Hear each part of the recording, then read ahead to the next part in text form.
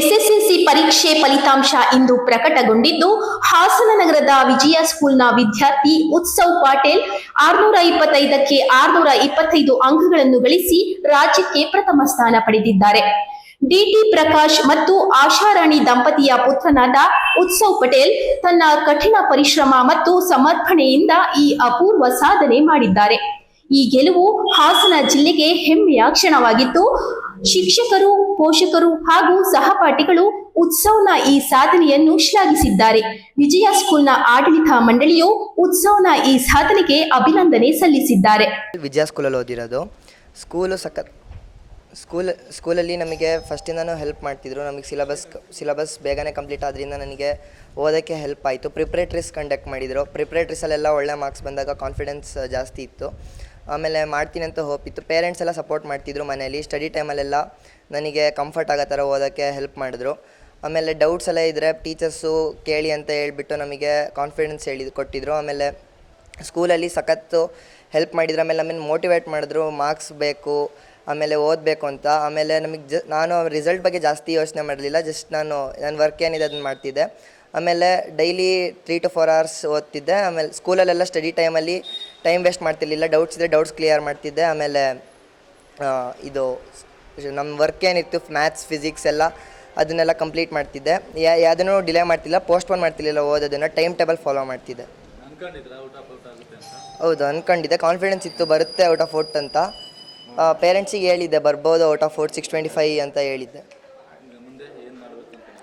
ಮುಂದೆ ಈಗ ಸೈನ್ಸ್ ತೊಗೊಂಡಿದ್ದೀನಿ ಕಾರ್ಕಳ ಕಾಲೇಜಲ್ಲಿ. ನಾನು ಸಿವಿಲ್ ಸರ್ವೆಂಟ್ ಆಗಬೇಕು ಅಂತ ಇದ್ದೀನಿ.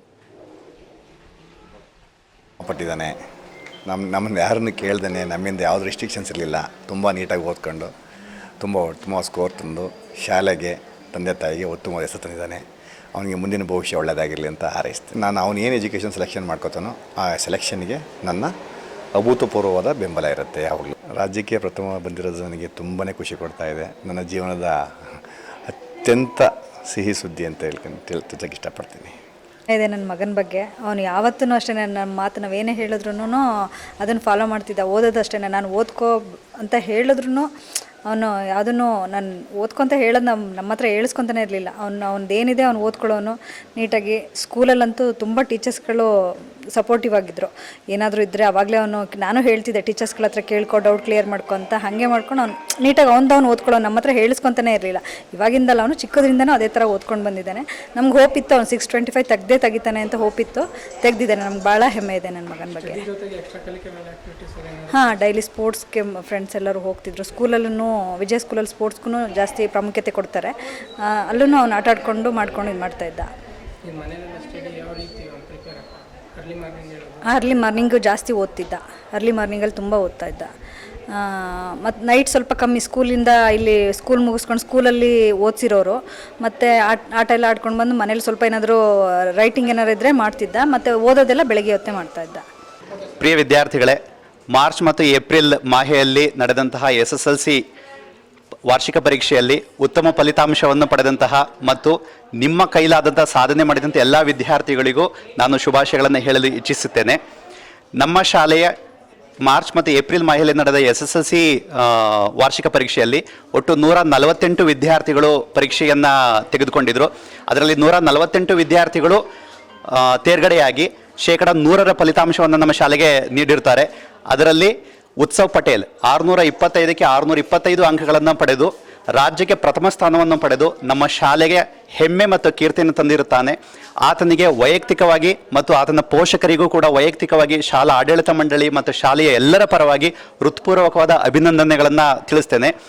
ನಾವು ಸತತವಾಗಿ 4 ವರ್ಷಗಳಿಂದನೂ ನಮ್ಮ ಶಾಲೆಯ ರಾಜ್ಯಕ್ಕೆ ಉತ್ತಮವಾದ ಫಲಿತಾಂಶವನ್ನು ಪಡೆದುಕೊಂಡು ಬಂದಿದೆ. ಅದರಲ್ಲೂ ರಾಜ್ಯಕ್ಕೆ ಪ್ರಥಮ ಸ್ಥಾನವನ್ನು ಪಡೆದಿದ್ವಿ.